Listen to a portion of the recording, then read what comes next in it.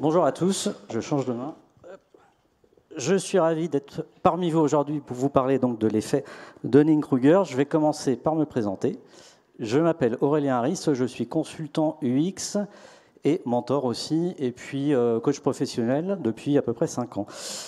Ces dernières années, j'ai passé pas mal de temps sur des postes de Head of Design où je dirigeais des équipes d'une dizaine de designers. C'est ce qui m'a plus ou moins inspiré cette conf. Je laisse mon LinkedIn si vous voulez en savoir un peu plus pour moi, parce que j'ai beaucoup de choses à dire et que j'ai pas beaucoup de temps. Alors, hop. Première citation, Charles Bukowski, poète d'origine allemande, qui disait « Le problème du monde, c'est que les gens intelligents sont pleins de doutes et les gens stupides sont pleins de confiance ». C'est un résumé très partiel de l'effet Dunning-Kruger, mais c'est aussi un disclaimer que je fais. Pourquoi ? Parce que l'effet Dunning-Kruger, ce n'est pas quelque chose qui va jauger l'intelligence ou la stupidité des gens. C'est un biais cognitif inconscient. Quand on est victime, et je dis à dessein victime, quand on est victime de l'effet Dunning-Kruger, on ne sait pas qu'on est victime, mais ça ne veut pas dire qu'on est stupide. Deuxième citation de Darwin dans son introduction en 1871 de La descendance de l'homme. L'ignorance engendre plus fréquemment la confiance en soi que ne le fait la connaissance. Ça, pour le coup, c'est clairement les bases de l'effet Dunning-Kruger, et c'est ce qu'on va voir ensemble. Alors, j'enchaîne avec une date, 15 avril 2019. Est-ce que ça parle à certains ? C'est Notre-Dame qui est en feu, avec l'incendie diffusé dans le monde entier. De l'autre côté des États-Unis, à ce moment-là, le 45e président nous fait part d'un tweet magnifique où il dit que c'est terrible de voir l'incendie de Notre-Dame, mais que, je me rapproche juste de l'écran pour lire, que ce serait bien que peut-être des avions bombardiers d'eau pourraient être utilisés pour éteindre l'incendie. Il y a un biais cognitif qui est assez connu et facilement repérable dans ce tweet. C'est lequel ? Pas tous à la fois. Le biais de disponibilité. C'est un biais cognitif qui, pour rappel, dit qu'on a un peu trop tendance à valider les premières idées qui nous viennent à l'esprit.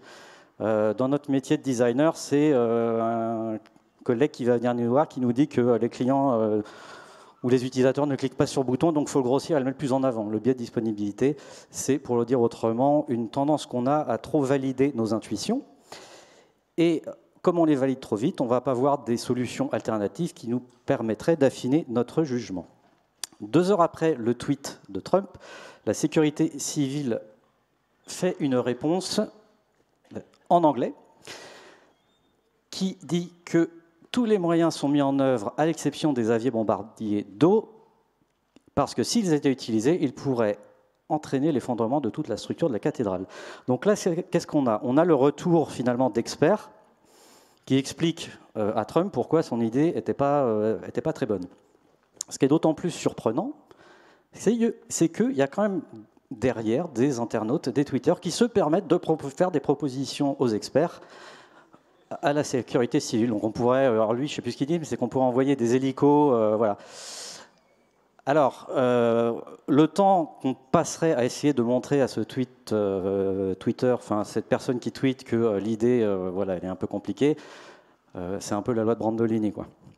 Hop, j'enchaîne. Une étude aux États-Unis de 2018, un sondage d'ailleurs de l'American Automobile Association, a fait passer un questionnaire à des utilisateurs, des conducteurs américains.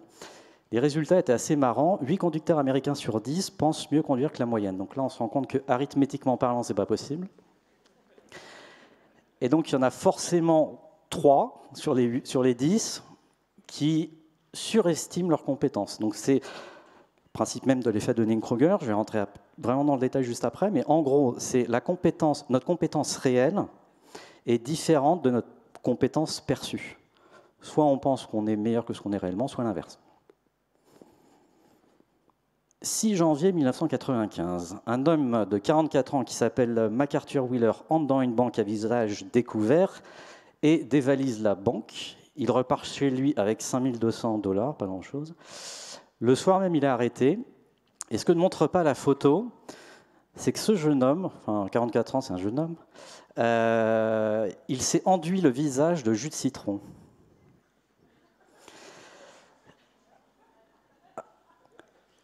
Pourquoi il a fait ça? Il a mal interprété quelque chose que les magiciens et les espions utilisaient au XVIIIe siècle, qui était le fait que l'encre, utiliser le jus de citron en tant qu'encre permettait de la rendre invisible et ensuite de la faire apparaître près d'une source de chaleur. Le gars, il n'a pas du tout interprété et donc il s'est dit, tiens, bingo, j'ai trouvé la solution miracle pour dévaliser une banque.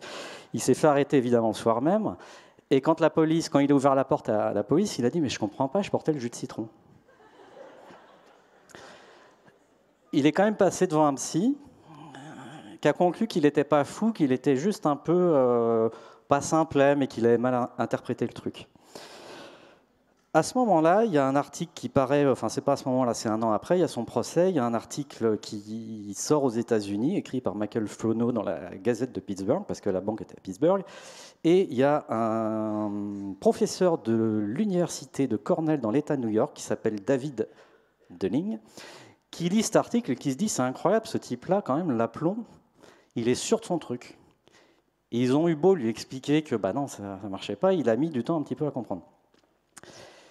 Et puis il se rappelle la citation de Darwin sur l'ignorance qui engendre plus facilement la confiance. Et puis il repense aussi à d'autres études, David Dunning, qu'il a lues par le passé, qui expliquaient que, un petit peu comme avec les automobilistes, qu'il y avait des choses comme ça un peu similaires sur notre niveau aux échecs, au tennis, etc. etc. Donc il demande à un de ses élèves, Justin Kruger, de mener des recherches auprès des étudiants de l'université, de leur faire passer 3 tests sur la grammaire, la logique et l'humour. Et à l'issue de chaque test, il demande à chacun s'ils ont pensé s'être mieux débrouillés que les autres au test. Les résultats, je ne vais pas entrer dans le détail, mais étaient assez intéressants. On se rend compte que les étudiants qui ont le moins bien performé au test sont ceux qui pensaient avoir finalement le mieux réussi. Donc il y a une différence entre la compétence réelle et la compétence perçue. Et à l'inverse, si on regarde sur la partie qui est à droite du graphe, finalement ceux qui ont bien réussi, ils ont un peu mieux réussi que ce qu'ils pensaient avoir réussi. Ce n'est pas le syndrome de l'imposteur, c'est encore autre chose. Je pourrais en parler après. Dunning et Kruger écrivent tous leurs résultats dans un article qui s'appelle, j'ai mis les traductions, « Incompétent et inconscient de l'être ». Ce qui est intéressant, c'est qu'effectivement, non seulement les gens ne sont pas compétents, ça à limite c'est un fait, il y a plein de domaines dans lesquels on n'est pas compétent, mais ce qui est assez hallucinant, c'est qu'ils ne s'en rendent pas compte. Je regarde juste la slide. Voilà. L'effet Dunning-Kruger, du coup, j'ai synthétisé l'article, il le résume en 3 points qui sont ceux-là. L'effet, donc, c'est un biais cognitif par lequel, et ça c'est le point très important, dans un domaine donné, une personne, peu ou prou qualifiée, 1, tend à surestimer son niveau de compétence, 2, ne se rend pas compte de son niveau d'incompétence, et 3, et c'est là où aussi, c'est un peu le but de la conf, parce que dans notre métier de designer, je pense qu'on y est aussi un petit peu confronté, c'est que la personne qui est victime de l'effet de Dunning-Kruger ne parvient pas à reconnaître la compétence des experts. Problème. Sur le deuxième point, ne se rend pas compte de son niveau d'incompétence, c'est ce qu'on appelle en sciences cognitives la métacognition. Est-ce que j'ai mis la définition ? Oui. La métacognition, c'est quoi? C'est la capacité à évaluer et à comprendre ses apprentissages, permettant ainsi de reconnaître ses réussites, d'identifier ses erreurs et de les corriger. Donc la métacognition, en fait, c'est on fait un pas de travers et puis on évalue nos connaissances, notre apprentissage. Et ce que dit l'étude, et c'est ça qui est intéressant, c'est que ceux qui ont échoué au test, comme ils n'ont pas la cognition suffisante pour réussir le test, eh bien, ils n'ont pas non plus la cognition suffisante pour savoir qu'ils n'ont pas réussi. Finalement, la cognition qui leur aurait permis de réussir le test, ben, comme elle n'est pas là, elle ne leur permet pas non plus de savoir qu'ils n'ont pas réussi le test. Je ne sais pas si vous voyez ce que je veux dire, c'est la cognition de la cognition. David Dunning, alors ça claque un peu mieux en anglais, mais je vous l'ai quand même mis en français puis en anglais en bas. Pour réaliser ce que vous ignorez, il faut identifier ce que vous avez besoin de savoir. Donc en gros, l'idée n'est pas de savoir, de maîtriser un sujet qu'on ne connaît pas, c'est juste de savoir qu'on ne le maîtrise pas. Quel est l'impact sur notre métier? Déjà, qui est concerné? Là, ça, normalement, c'était un GIF animé, mais comme c'est un PDF, ça ne marche pas. On est les premiers concernés. Alors, je vais parler pour moi. Ça m'est arrivé, clairement, d'être victime de l'effet Dunning-Kruger il y a 15 ans, je crois. À l'époque, j'étais développeur front-end et il y a une boîte américaine qui a lancé un concours pour réussir. En gros, il fallait coder une page qui avait été designée par un graphiste. J'ai regardé la page, je me dis trop facile, je vais gagner, c'est sûr. Et puis, je fais mon truc, je rends ma copie, les résultats tombent. Je ne gagne pas, évidemment, et je ne suis même pas dans les 100 premiers. Je reçois, l'organisme en question partage le code du vainqueur. Je regarde le code, je fais, ouais, bof, pas terrible. Je sais pas, ils ont dû faire gagner quelqu'un qui connaissait. Eh ben non, en fait, j'ai commencé à regarder le code, je ne vais pas rentrer dans le détail des CSS, mais je vois que le gars, il utilise des classes plutôt que des identifiants. Je me dis, c'est quoi ça? Je commence à lire des articles. Et en fait, je me rends compte que ça fait des années que je code et que je suis incapable de vous dire c'est quoi la différence entre une classe et un identifiant. Et là, je me dis, mais en fait, je suis un très mauvais développeur. Et en fait, c'est normal que je n'ai pas gagné. Et donc là, après, j'en ai un peu fait mon cheval de bataille. Et je me suis dit à un moment, mais comment j'ai cru à un moment que j'allais pouvoir gagner?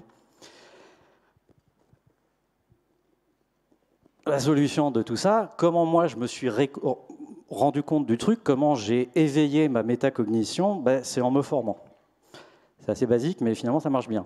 L'apprentissage continue, être curieux et toujours se former, et l'amélioration continue, qui est toujours d'avoir un regard critique sur ses apprentissages, la fameuse métacognition. Ça voilà, c'est le basique. Maintenant, le problème qu'on va avoir, c'est quand on travaille avec un collaborateur qui est victime de l'effet Dunning-Kruger. Donc, toute situation qui vous paraît familière est purement fortuite. Admettons, vous avez un super collègue très sympa qui est Product Manager. Il fait des interviews et tout. Il a dit « Ouais, c'est bon, j'ai fait mes interviews, j'ai demandé aux utilisateurs ce qu'ils voulaient, ils m'ont dit qu'ils voulaient ça, donc c'est bon, on va faire ça. » Et là, on se dit « Mais je sais pas, le déclaratif, le latitudinal, c'est pas la même chose. Il y a peut-être, bon. » Et puis on explique, et puis on se rend compte que en fait notre collègue, il est assez sûr de lui, et puis on lui explique des choses, et puis ça n'a pas l'air de l'intéresser, et puis c'est un peu sa parole contre la note. On est un peu embêté. Ce que nous dit David Dunning dans un article qu'il écrit en 2014. J'aime beaucoup cette phrase. Les personnes incompétentes sont souvent dotées d'une confiance inappropriée, portée par quelque chose qui leur semble être un savoir. Et ça, c'est très très problématique. Et ce qu'on va voir ensemble, je vais juste le temps qui me reste, c'est bon. Ce qu'on va voir ensemble aussi, c'est que non seulement on peut sortir de situations comme ça, mais là où on va essayer d'être vigilant, c'est qu'il y a tout de même des situations qui déclenchent l'effet Dunning-Kruger. Tout d'abord, je l'ai schématisé comme ça très simplement, on a une expertise plus ou moins grande, mais on fait notre métier, c'est notre expertise. On a des gens avec qui on travaille qui à la fois connaissent notre métier, dans le meilleur des mondes. S'ils ne le connaissent pas, il faut les renvoyer à l'échelle de maturité UX de Norman et Nilsson, par exemple. Et puis, une reconnaissance de notre expertise. Quand en gros, tout ça, ça se passe bien, il y a une implication de notre part, c'est-à-dire qu'on est impliqué dans les projets. Si il n'y a pas de reconnaissance de notre expertise et de connaissance du métier, on n'est pas impliqué dans les projets. Ce qui arrive à beaucoup de designers que je rencontre. Et donc, les solutions de ça, c'est justement d'essayer de faire comprendre. Alors, je vais prendre une image. Vous êtes sur une barque avec votre product manager. Et puis, en face de vous, il y a un iceberg. Et puis, vous lui demandez ce qu'il voit, et puis il vous dit, là, il y a un iceberg, et puis en fait, il a l'impression de voir tout le truc. Tout ce qui sort de l'eau, pour lui, c'est tout.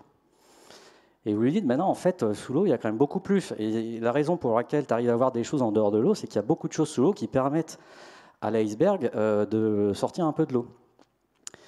Et l'idée, c'est pas que toi, tu aies une connaissance totale de la profondeur de l'iceberg, de tout. Non, ça, c'est mon métier, je connais, moi, je sais, j'ai déjà étudié le truc, je l'ai appris à l'école, etc. Donc, moi, je suis là pour t'aider et tu as besoin de moi, etc., etc. Je ferai un petit récap là-dessus à la fin.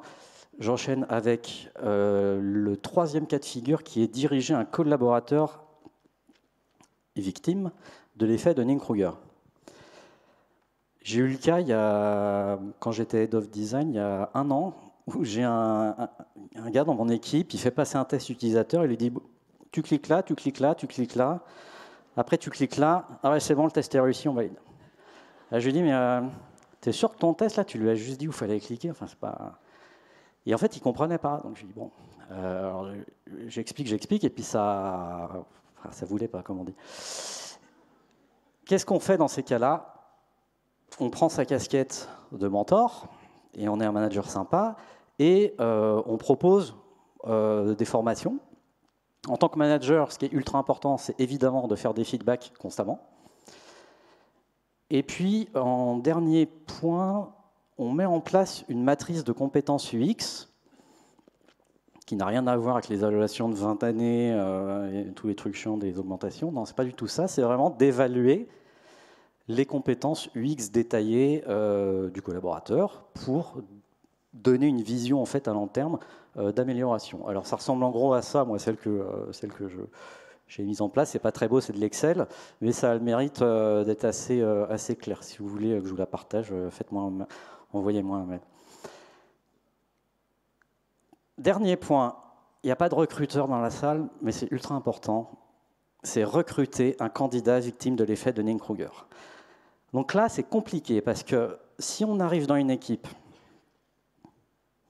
où il n'y a pas de Head of Design et que soit le recrutement de ce candidat qui est victime de l'effet de Dunning-Kruger se fait soit par quelqu'un des RH, soit par le Head of Product, parce qu'on a, oui c'est ça, le Head of Product, parce qu'on a décidé que le Head of Product, il allait gérer aussi les designers.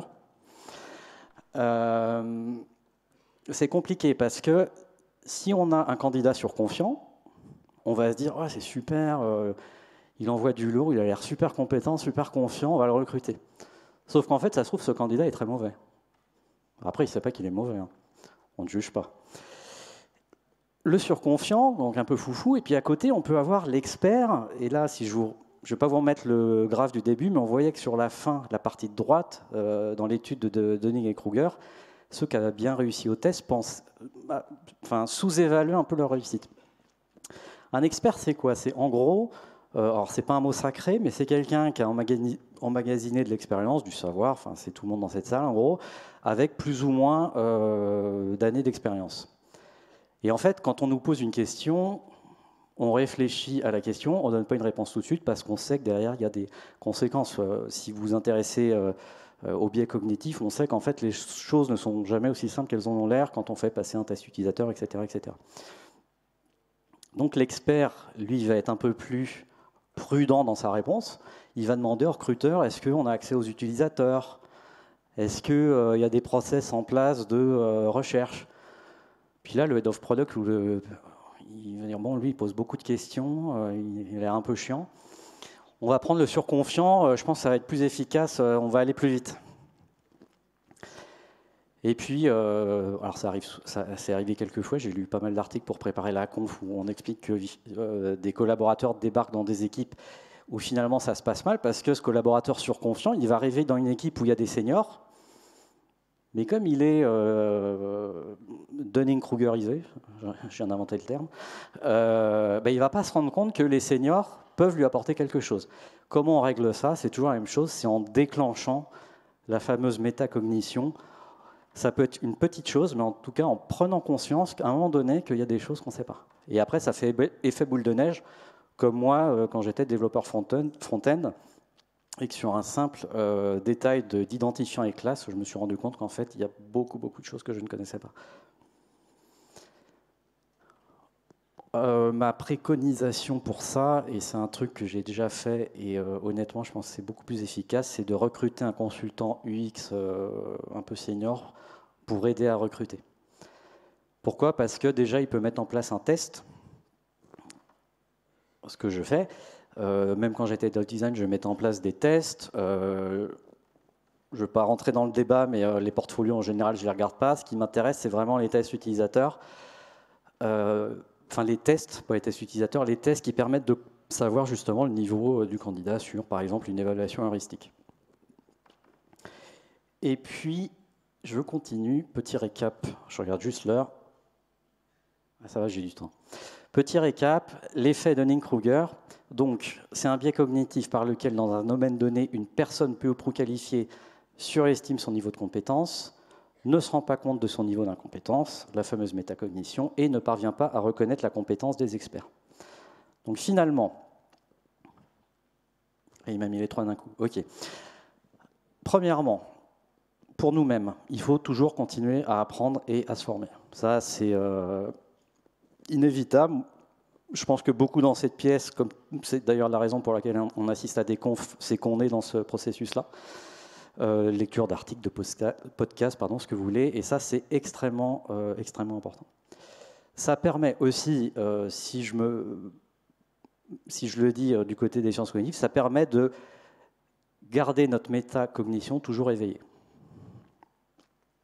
Et en fait, à partir du moment où on doute, c'est qu'en général, ça va plutôt bien. La deuxième chose, entretenez donc votre métacognition, je viens de le dire. La troisième, évitez, là c'est la partie un peu provoque de ma présentation, attention, évitez les présentations de type évangélisation de l'UX. Dans beaucoup de boîtes avec lesquelles j'ai travaillé, il y avait un moment, si je devais paraphraser Almodovar, j'avais rencontré des designers au bord de la crise de nerfs. Et ces designers-là, ils étaient dans un truc où ils n'étaient pas écoutés, c'était l'enfer. Mes collègues ne me comprennent pas, mon product manager, il fait mon boulot à ma place. Dans la disco, je ne comprends pas, l'UX Research, c'est totalement minimisé. Enfin bref, des tas de problèmes que peut-être certains d'entre vous ont déjà vus. Et donc là, le designer, il dit, je vais leur faire une presse, c'est quoi l'UX? Et là, on se retrouve avec des presses un peu efficaces, où on fait la différence entre UX, UI, la bouteille de ketchup, le chemin bétonné avec l'utilisateur qui prend le chemin en terre, enfin voilà, des trucs un peu classiques. Et on envoie du lourd, et du coup, il y a un effet wow, et notre collègue, product manager ou head of product ou CPO, ce que vous voulez, se dit « Ah, mais c'est génial l'UX, il faut absolument qu'on en fasse plus. » Et là, on se dit « Chouette, ils ont compris, c'est super. » Alors, je ne veux pas dépeindre quelque chose d'extrêmement négatif, je vous relate mon expérience. Le temps passe, on a tendance un petit peu à oublier la présentation, on dit « Ouais, l'UX, c'est super, mais quand on aura le temps, on en fera vraiment. » Et on retombe dans les vieux travers de l'organisation d'avant. On se dit, bon, au moins, ils ont vu la présentation, c'est déjà ça de gagner. Peut-être la prochaine fois, on fera un peu mieux. Mais en fait, ce n'est pas ça de gagner. C'est-à-dire que la situation est probablement pire qu'avant. Pourquoi? Parce que dans une présentation courte, on peut déclencher, malgré nous, l'effet de Dunning-Kruger chez nos collègues, parce qu'on peut donner l'impression d'avoir dépeint l'UX de manière exhaustive. Et du coup, ils ressortent de la presse, ils se disent « c'est super, j'ai compris c'est quoi l'UX ». Et en fait, ils pensent avoir compris, et ils n'ont pas compris, et comme ils ne savent pas qu'ils ne savent pas, donc la fameuse métacognition, c'est très compliqué derrière de rétro-pédaler. Donc je ne suis pas un fervent défenseur des tentatives d'évangélisation de l'UX, et entre nous, j'ai jamais eu à le faire quand j'étais dev, front. Pourquoi? Parce que quand j'étais dev front, mes collègues savaient qu'ils ne savaient pas coder, et donc la métacognition était là. Enfin, j'avais une compétence qu'ils n'avaient pas, tout le monde était content, ça se passait très bien. Le problème de l'UX, c'est qu'il y a toujours ce vieux problème qu'on a depuis le début, il y a une espèce d'incompréhension sur c'est quoi finalement l'étendue de notre métier. Moi, je ne suis pas designer graphique, je suis nul en UI, donc c'est des trucs auxquels je ne touche pas, parce que je ne sais pas faire. Par contre, l'expérience utilisateur, c'est un truc qui vraiment m'intéresse. Donc, je me renseigne dans le domaine et mon expertise fait que j'apprends sur les biais cognitifs, la psychologie. Je vous disais au début de la formation, en me présentant rapidement, que depuis 5 ans, j'étais coach professionnel. En fait, c'est vraiment, moi, l'UX qui m'a amené au coaching. C'est en découvrant tout ce qui est la psychologie, les biais cognitifs, les croyances limitantes, les distorsions cognitives, enfin voilà, tout un tas de choses. Et c'est ça qui fait qu'on va réussir à convaincre nos collaborateurs. Alors, je vous montre juste une petite citation de Stephen Hawking en rapport aux évangélisations de l'UX. Le plus grand ennemi de la connaissance n'est pas l'ignorance, mais l'illusion de la connaissance.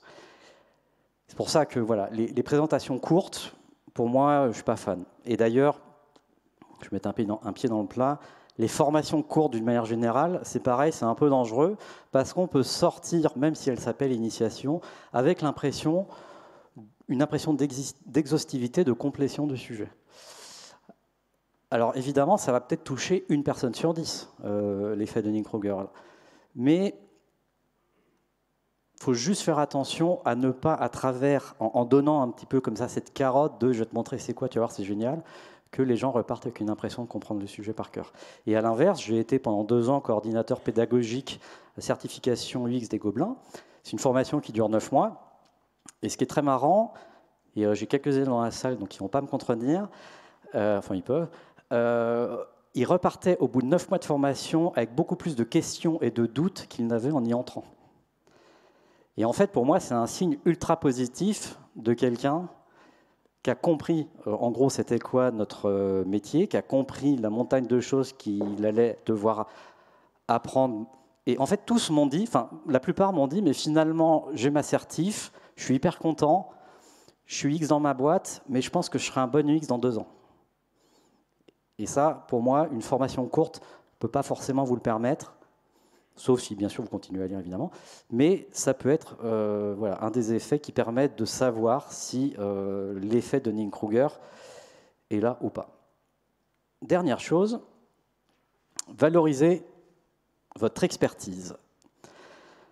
En fait, comment est-ce qu'on sort de l'effet de Dunning-Kruger vis-à-vis d'un collaborateur qui pense faire son métier aussi bien que le nôtre, et ce n'est pas de sa faute, c'est juste qu'il ne sait pas, qu'il ne sait pas. Eh bien, c'est en mettant en avant notre expertise. En fait, la plupart des décisions qu'on prend dans notre métier de designer, d'ergonome, moi je milite fortement pour le métier de usability designer, auquel je crois beaucoup plus. C'est en fait derrière chaque décision qu'on prend, enfin pas chaque, mais beaucoup se cachent des règles, des heuristiques, des biais cognitifs, etc. etc. Par exemple, la loi de Hick, avec sa formule super compliquée qui dit que plus on donne du choix à un utilisateur, plus il met du temps à se décider. C'est une vraie loi, ça a été prouvé, et ça, je ne dis pas que... Enfin, si je le dis, allez, on s'en fiche, personne ne peut le contredire. C'est un truc qui a été prouvé qui est là. Ce n'est pas la parole de l'un contre celle de l'autre. Ce qui est hyper important dans ce que j'essaye de dire, c'est qu'on a toute la matière à disposition pour justifier nos décisions, toutes les lois, enfin, etc., je ne vais pas me répéter. Et ça, il faut éviter les excès de modestie. Il ne faut pas tomber non plus dans la grande prétention. Ça m'est arrivé quand j'étais jeune. Donc je suis un peu plus vieux, donc je me suis calmé. Mais il ne faut pas tomber dans des excès de modestie où justement, on ne va pas oser dire qu'on sait.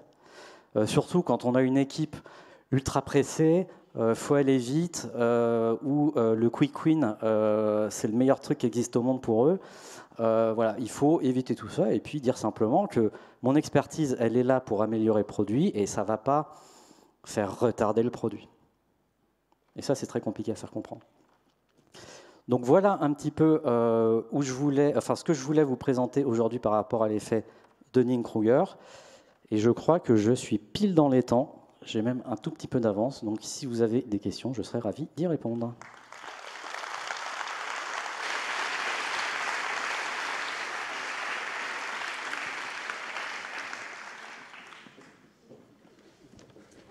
Je vous laisse mon adresse mail au cas où.